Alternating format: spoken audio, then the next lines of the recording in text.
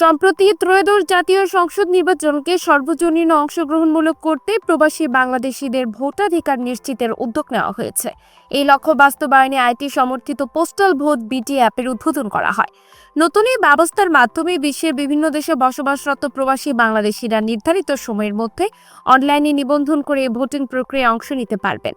নির্বাচন কমিশনের ঘোষণা অনুযায়ী 29 নভেম্বর থেকে 23 ডিসেম্বর পর্যন্ত দক্ষিণ এশিয়া ও দক্ষিণ পূর্ব এশিয়ার প্রবাসীরা নিবন্ধন করতে পারবেন।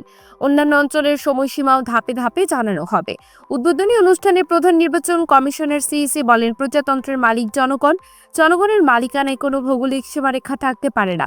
তিনি আরো বলেন, গণতন্ত্রকে আরো বিস্তৃত, প্রতিনিধিত্বশীল ও শক্তিশালী করার লক্ষ্যে এই উদ্যোগ। তবে প্রবাসীদের ভোট প্রদানের এই নতুন ডিজিটাল প্রক্রিয়া সাইবার নিরাপত্তা, গোপনীয়তা রক্ষা এবং প্রযুক্তিগত নানা চ্যালেঞ্জের মুখোমুখি হবে বলেও সতর্ক করেন সিইসি। নিবন্ধনের পর ধাপে ধাপে ভোট প্রদানের পদ্ধতি ও নিরাপত্তা নিশ্চিত করা হবে। প্রবাসীদের অধিকার, সুযোগ সুবিধা ও জরুরি আপডেট নিয়মিত জানাতে আমরা সবসময় আপনাদের পাশে আছি। প্রবাস সংক্রান্ত সর্বশেষ খবর পেতে এখনই ফলো করে সঙ্গে থাকুন। আতিয়া ফিফা, প্রবাসী কল্যাণ সেবা, ঢাকা।